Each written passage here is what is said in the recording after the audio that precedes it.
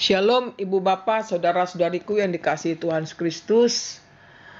Salam jumpa kembali dengan kami dari Departemen Maturia HKBP. Saya mau menyapa kita semuanya lebih dulu. Apa kabarnya?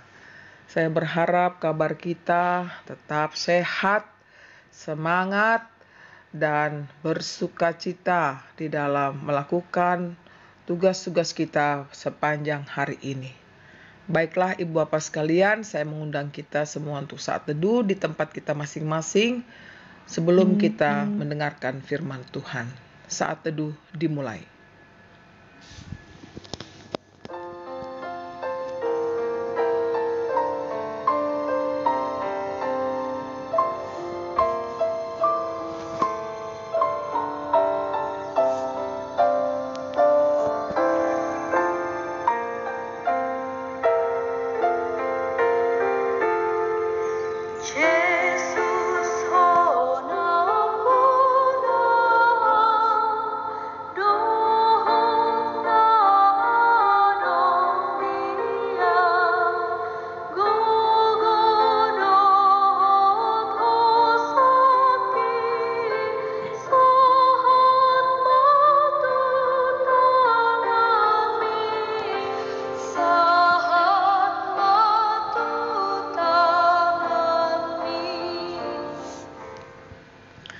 Terima kasih Tuhan buat hari yang indah ini yang Engkau berikan kepada kami.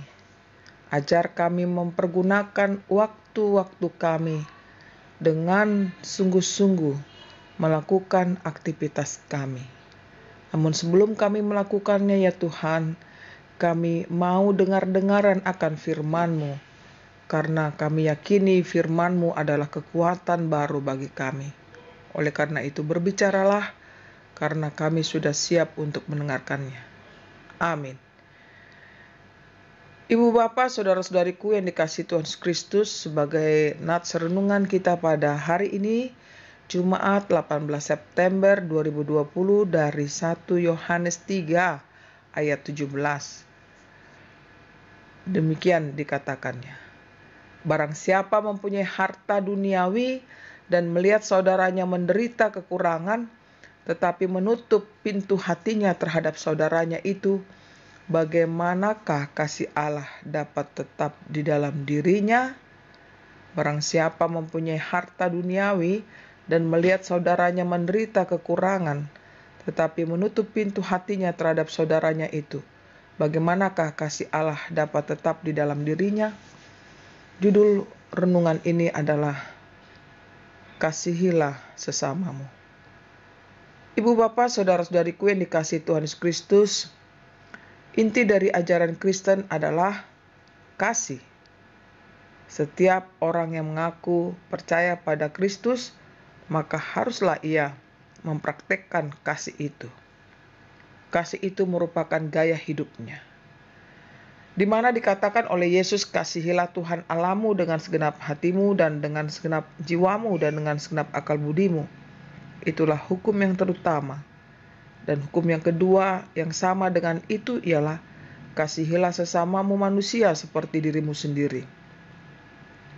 Demikianlah yang diharapkan oleh Tuhan kita Yesus Kristus, bahwa salah satu perwujudan dari mengasihi Allah itu adalah haruslah juga mengasihi sesama.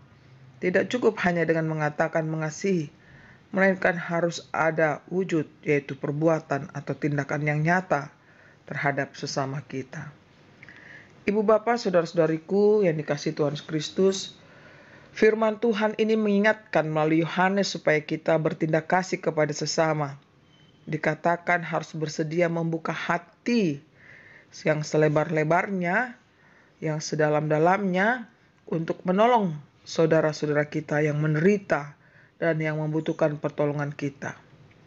Mewujudkan kasih itu sebagai wujud cinta kasih kita kepada sesama. Mengapa kita dituntut untuk saling mengasihi?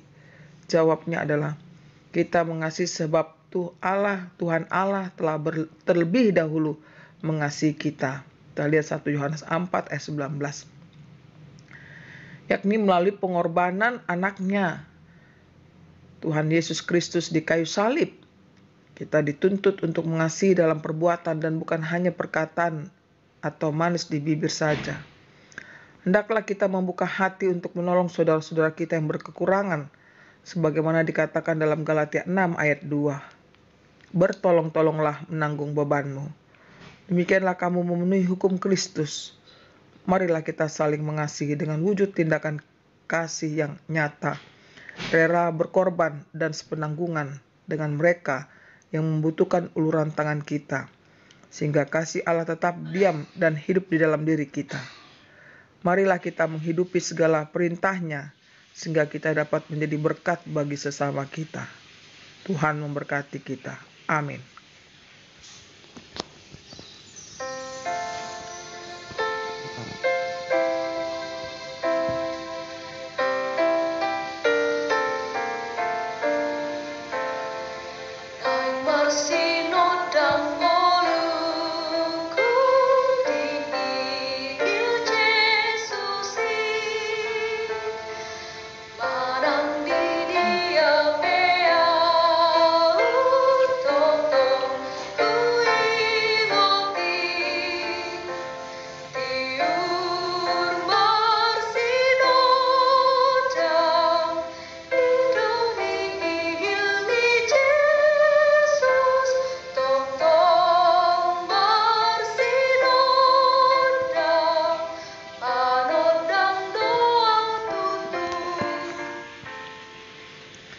Marilah kita berdoa.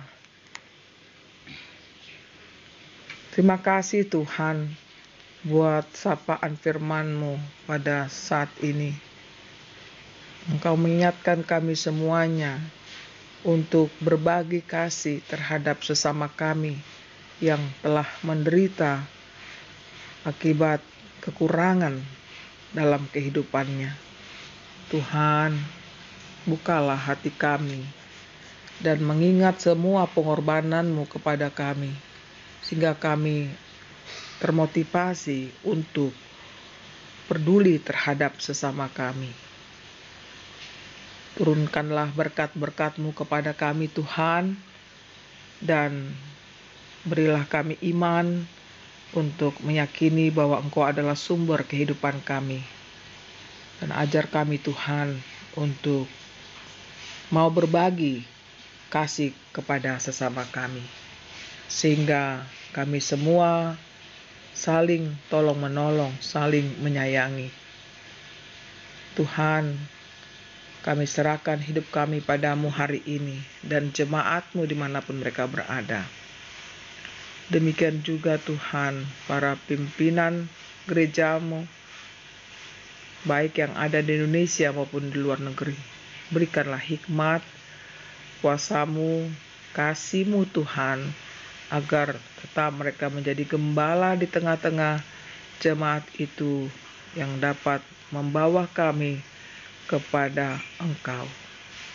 Tuhan, kami berdoa juga buat keadaan gereja kami HKBP. Lindungi kami Tuhan, jauhkan dari perpecahan. Beri kami kedamaian. Biarlah Roh Kudus-Mu itu memimpin hidup kami masing-masing. Demikian juga keadaan di tengah-tengah masyarakat yang banyak pergumulan mereka Tuhan, terlebih akibat pandemi COVID-19 ini. Mampukan kami Tuhan menghadapinya dengan tetap mengandalkan pertolongan-Mu saja. Bila ada saudara kami yang sakit Tuhan, sembuhkanlah. Bila ada saudara kami yang sedang bergumul, kiranya Engkau mau tolong Tuhan. Kasihanilah kami. Pemerintah Republik Indonesia ini Tuhan, Engkaulah yang mengurapinya, memberikan hikmat, kuasa-Mu dan kasih sayang-Mu, sehingga mulai dari Bapak Presiden kami Tuhan, Bapak Joko Widodo, sampai ke pemerintahan desa sekalipun, kiranya Engkaulah yang memberikan kasih sayang-Mu kepada mereka, sehingga mereka dapat melakukan pekerjaan mereka dengan sungguh-sungguh. menjadi berkat bagi masyarakat Indonesia. Kami serahkan hidup kami dan ampunilah dosa kami, yang kami sadar bahwa kami banyak dosa Tuhan. Dengarlah doa kami ini dalam Yesus Tuhan kami. Amin. Terimalah berkat Tuhan, kasih karunia dari Tuhan Yesus Kristus dan kasih Allah Bapa, serta persekutuan Roh Kudus menyertai saudara semuanya. Amin.